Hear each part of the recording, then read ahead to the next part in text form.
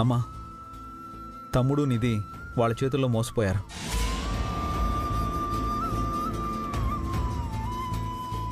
మామయ్యే షికావత్ సింగ్ వేషంలో వెళ్ళి వాళ్ళ బండారం బయట పెట్టే ప్రయత్నం చేశాడు.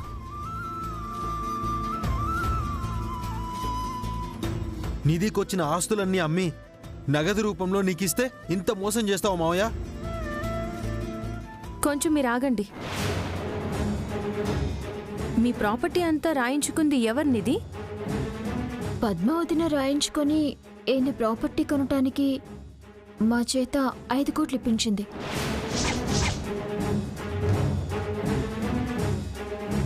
మీకు డబ్బులు ఇచ్చినట్టు బిల్డప్ ఇచ్చి ఆ ప్రాపర్టీ అంతా వాళ్ళకి దక్కేలా రాయించుకొని అక్కడి నుంచి జంప్ అయ్యారు.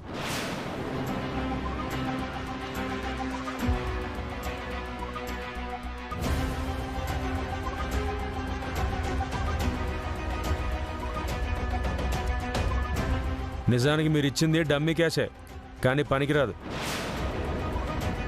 మీరు వేషాలేసి వాళ్ళు మోసం చేశారంటారండి కదా? మీకు ఆ డౌట్ వస్తుందని వీడియో తీసి పెట్టాంరా.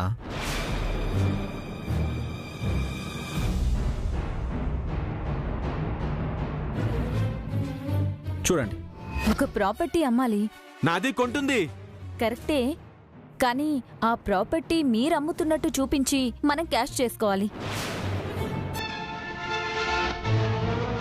డీల్ చేసినందుకు మీకు కమిషన్ కూడా ఇస్తాం.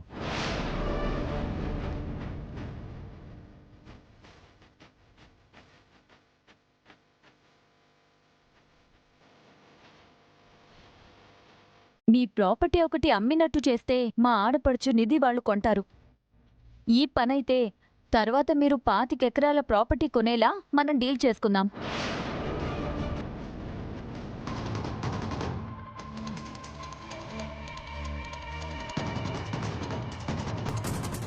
పద్మాజీ రండి, మీది మళ్ళీ వచ్చింది. పేపర్స్. ఈ పేపర్స్ మీకు ఎందుకు పద్మాజీ? ఆ నిధి సుబ్బు సంతకాలు పెట్టారు కదా సింగ్జీ.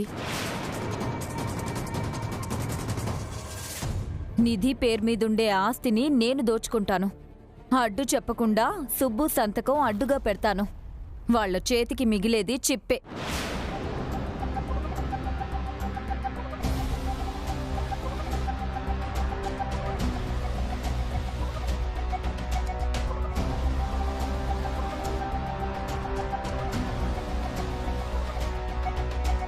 సుబ్బు, మనం మోసపోయాం సుబ్బు.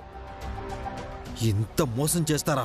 రే సుబ్బు, నువ్వు గణపతి మీద కేసు పెట్టి జైలుకి పంపించాలని చూసినా వాళ్ళని గుడ్డిగా నమ్మి మోసపోతున్నారని మీ మంచి కోరి మీ మావయ్యతో కలిసి ఈ వేషం వేయించారు.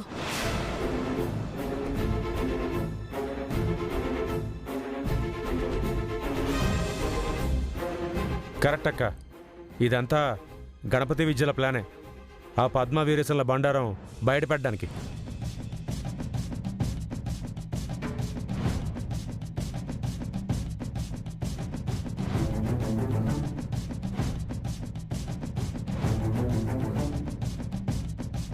ఇప్పుడే మా వదినికి ఫోన్ చేసి ఆవేశపడకు చెల్లి, దెబ్బకి దెబ్బ కొట్టాలి. కొడతాం. ఇంత నమ్మక ద్రోహం చేస్తారా? వాళ్ళని వదిలేదే లేదు.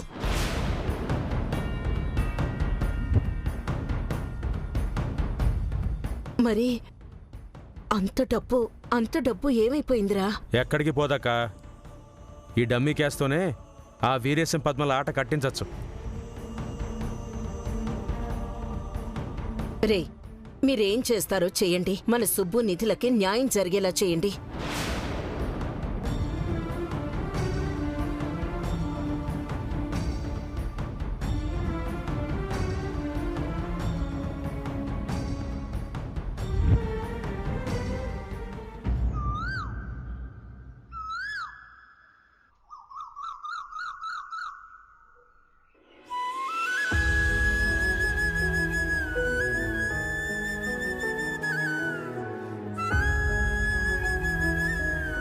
వెళ్తాను విద్య.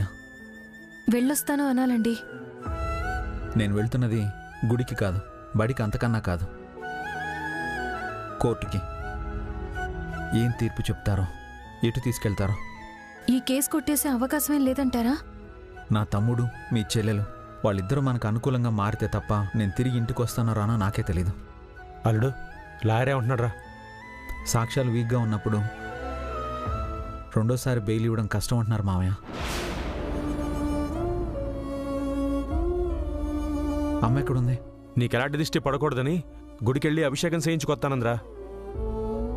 నన్ను కాపాడుకోవడం కోసం పూజల పేరుతో అమ్మ శిక్షలు వేసుకుంటుంది.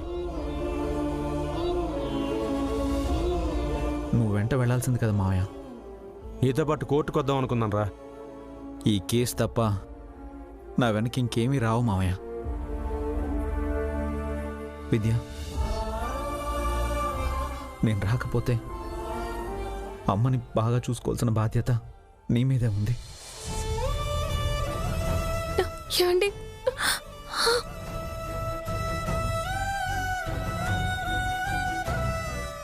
నువ్వు ధైర్యాన్ని కోల్పోవద్దు. నేను వెళ్ళొస్తాను.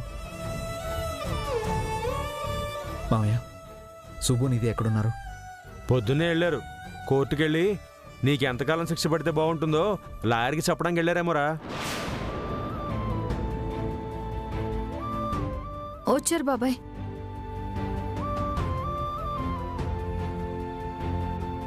ఈడెళ్ళక ముందే వచ్చారట్రా. దగ్గరుండి జైల్లో కూర్చోబెట్టి రాకపోయారా? రేయ్, మీరు పెట్టిన కేసు వల్ల ఇది టీచర్ అవ్వలేడురా.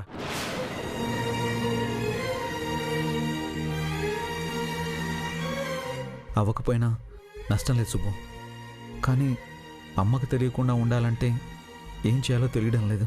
ఇంట్లో వాళ్ళు తీసుకుంటే ఆ విషయం చెప్పరు కదండి. అసలు కేసు ఉంటే కదక్కా బావ కోర్టుకు వెళ్ళడానికి.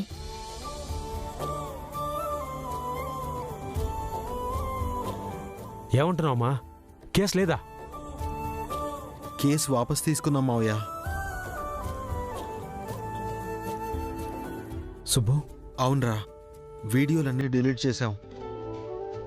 మా అన్నయ్య మీద ఎలాంటి కేసు పెట్టొద్దని లెటర్ రాసిచ్చొచ్చాం.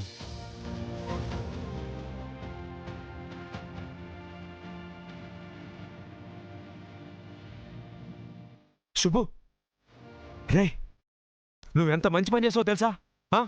రే, ఇప్పుడు ఇడు టీచర్ అయిపోతాడా? కష్టం మావయ్య.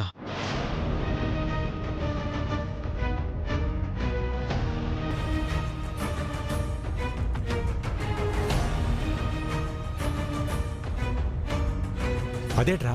టీచర్ అవుదామనుకున్న ఛాన్స్ లేదు మావయ్య. ఎందుకు లేదు? ఆయన బీఈడీ పాస్ అయ్యారు కదా. డిఎస్సి పరీక్షలు లేవక్క. ఎవరో కోర్టులో కేసు వేసి వెళ్లారు.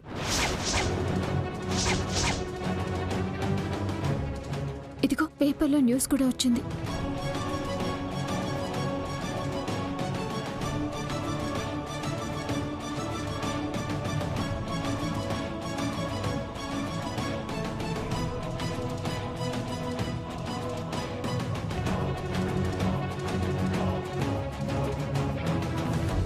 నా దురదృష్టం. అమ్మ కోరిక నిజం చేసే అదృష్టమే నాకు లేదు. నువ్వు పడ్డ కష్టమంతా వృధా అయిపోయిందిరా.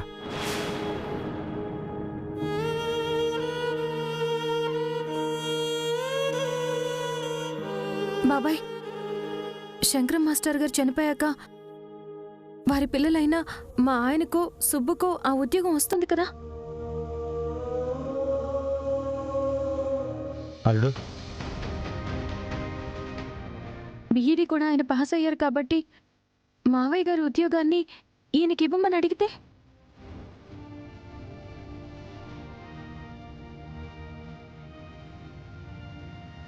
చాలా మంచి ఆలోచన విద్య. అన్నయ్య, వదిన చెప్పింది కరెక్టే. నాకు ఏ అభ్యంతరం లేదని నేను సంతకం పెట్టిస్తానన్నయ్య.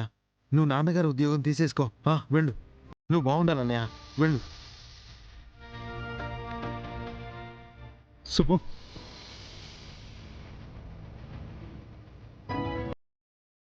వెళ్ళొస్తాను.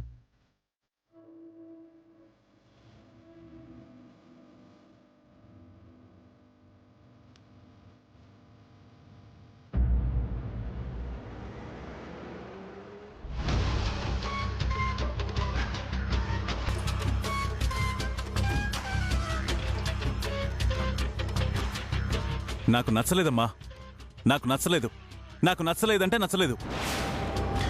నా కొడుకులు జైల్లో మగ్గుతా ఉంటే నా అన్న కొడుకులేమో కలిసిపోయి సంబరంగా ఉండాలా? అదే నా బాధ కూడా.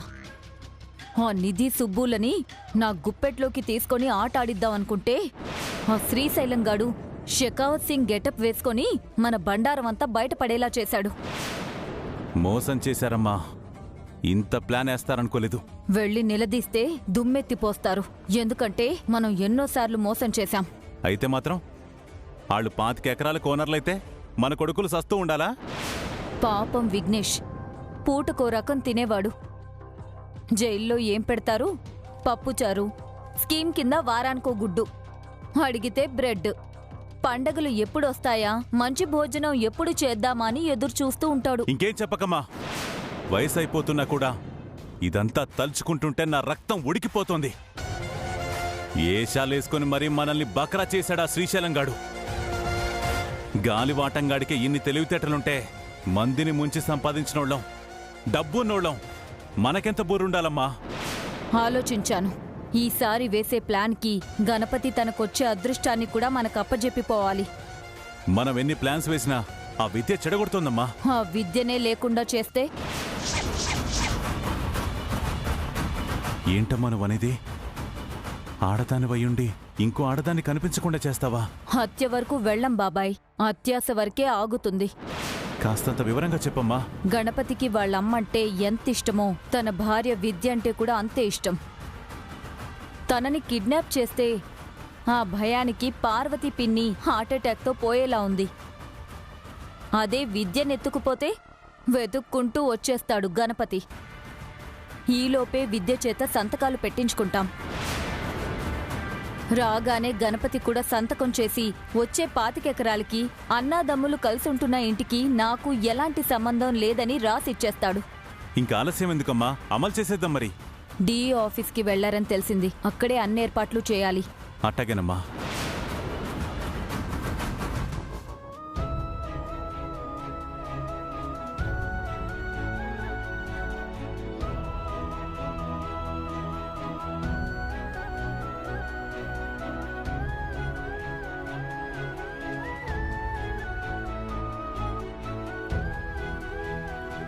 Sir sir sir sir madam గారిని కలవాలి. మీటింగ్లో ఉన్నారు, కాసేపు వెయిట్ చేయండి. మేము వచ్చి చాలాసేపు అయింది సార్. మేడంనే బయటికి రమ్మంటారా? అయ్యో అలా కాదు సార్. మరి వెయిట్ చేయండి అమ్మా. సార్ సార్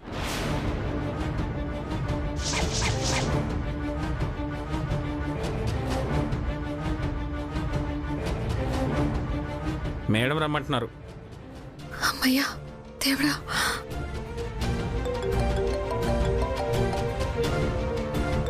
విద్య, మీ వదిన ఫోన్ చేస్తుంది. అయ్యో పర్లేదు, ముందు మీరు వెళ్ళండి.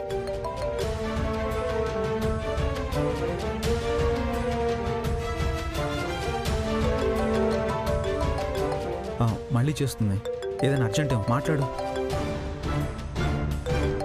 హలో, ఎక్కడున్నా విద్య? పని మీద బయటకు వచ్చాను. చెప్పొదినా, ఎందుకు ఫోన్ చేసావు? ఏమయ్యా, మేడం మీకోసం వెయిట్ చేయాలా? వస్తున్నాను సార్. వెళ్ళవయ్యా, వెళ్ళు. అలాగే సార్. విద్య, నేను వెళ్తాను, నువ్వు మాట్లాడు. వెళ్ళండి. చెప్పొదినా, లక్కీకి ఒళ్ళు వేడి చేసింది. హాస్పిటల్కి తీసుకెళ్ళండి. తనకి జ్వరం వస్తే తనకి నువ్వే కదా ముందు. విద్యత్తా అని కలవరిస్తుంది. ఒకసారి వచ్చిపోవచ్చు కదా.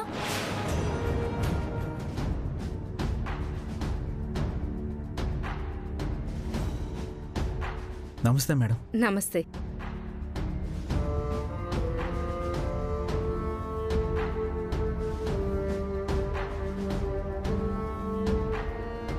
వినతి పత్రం. అవును మేడం. మీ నాన్న లేట్ శంకర్ గారు చాలా పేరున్న టీచర్. వ్యక్తిగతంగా తన వల్ల ఆయన సూసైడ్ చేసుకున్నారని తెలిసిందే. నా చిన్నప్పుడు అది జరిగింది మేడం. ఆ తర్వాత మా అమ్మ నాన్న టీచర్ని చేయడమే ఆశయంగా పెట్టుకుంది. గుడ్. కానీ నువ్వింకా టీచర్ అవ్వలేదు కదా. బీఈడీ ఫస్ట్ క్లాస్లో పాస్ అయ్యాను మేడం. వదినా, నా పని అయ్యాక తప్పకుండా ఇంటికి వస్తాను. ఈ లోపు నువ్వు డాక్టర్ దగ్గరకు తీసుకుని వెళ్ళు.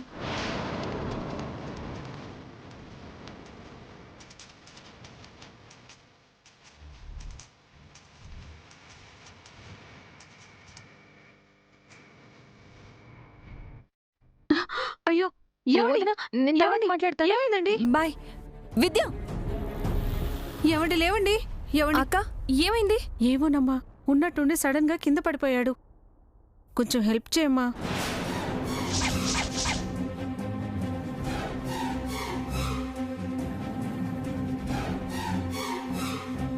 కొంచెం హెల్ప్ చేయమ్మా, హాస్పిటల్కి తీసుకెళ్ళాలి. ఏమండి ఏమండి పదండి.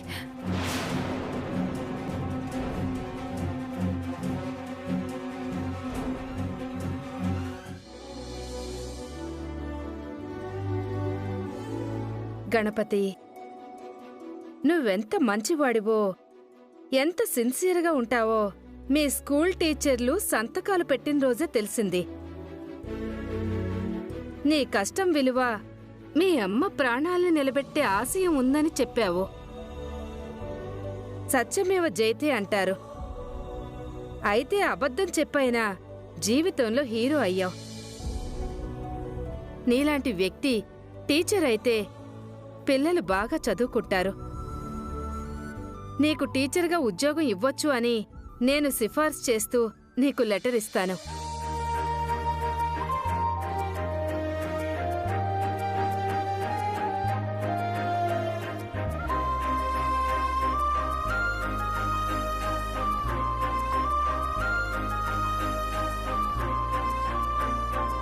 All the best to you Ganapati.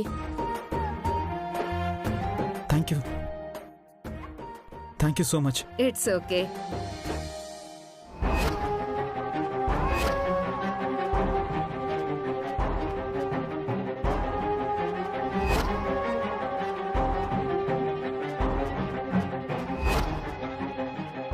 రే, ఎవరా మీరు? ఎందుకురా ఈ దొంగ నాటకాలు ఆడుతున్నారు? మీ ఆయన కళ్ళు తిరిగి పడిపోయాడని హాస్పిటల్కి తీసుకెళ్తానన్నావు కదా, నన్ను బెదిరించి ఇక్కడికి తీసుకురావాల్సిన అవసరం ఏమొచ్చింది? నమస్కారం విద్యమ్మ. వాళ్ళకి 5,000 ఇస్తే నేను నీడకి ఎత్తుకొచ్చి పడేసినోళ్ళు. పాపం వాళ్ళ నన్ను ప్రశ్నలు అడిగితే సమాధానం ఏం చెప్తారు చెప్పు? అన్నా 20,000 ఇవ్వాలన్నా నువ్వు. ఇత్తాను ఆగరా, బేగా క్లైమాక్స్ సీన్ చూడాలని ఆత్రం నీకు. పాప మొగుడు రావాలి, ఫైటింగులుంటే చెయ్యాలి. అబ్బో శానా కథే ఉందిరా. ఇదంతా నడిపించింది నువ్వా? అవునమ్మా. ఛీ! ఇంకా అమ్మ అంటూ గౌరవం ఒకటి. స్త్రీని గౌరవించడం మన సాంప్రదాయమమ్మా. నువ్వు కాండ్రించే యాక్ అని ఉమ్మేసినా నేను తుడుసుకొని పోతా.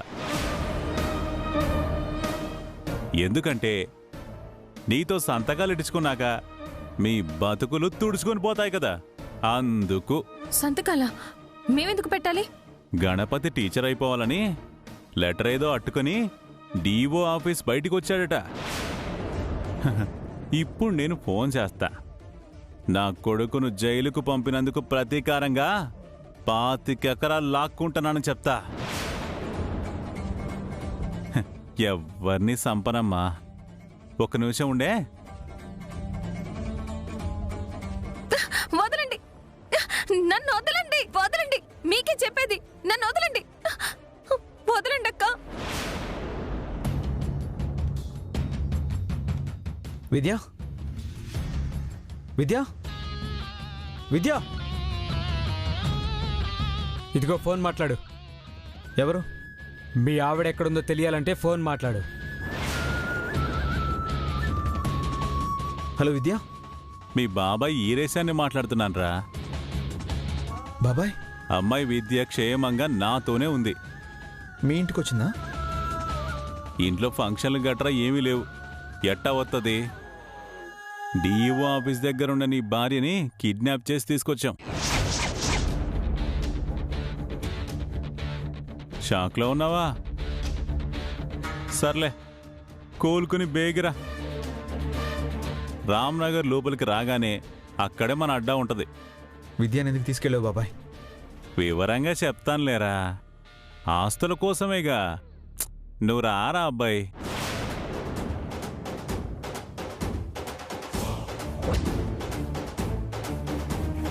వస్తాను బాబాయ్, వస్తాను. విద్యని నీ దగ్గర నుంచి తీసుకెళ్ళడమే కాదు, నిన్ను కూడా నీ కొడుకు దగ్గరికే పంపిస్తాను. ఎలా అయినా ఇక్కడి నుంచి బయటపడాలి. నా కోసం ఆయన సంతకాలు పెట్టడానికి వస్తారేమో. సుబ్బు, నిధులు కూడా మారిపోయారు. మేమందరం కలిసిమెలిసి ఉండాలనుకున్నప్పుడు వీళ్ళ చేతులు ఇరుక్కుపోయాను. ఇప్పుడు మళ్ళీ అందరం కష్టాలు పాలయ్యాం. ఇప్పుడు ఏం చెయ్యాలి?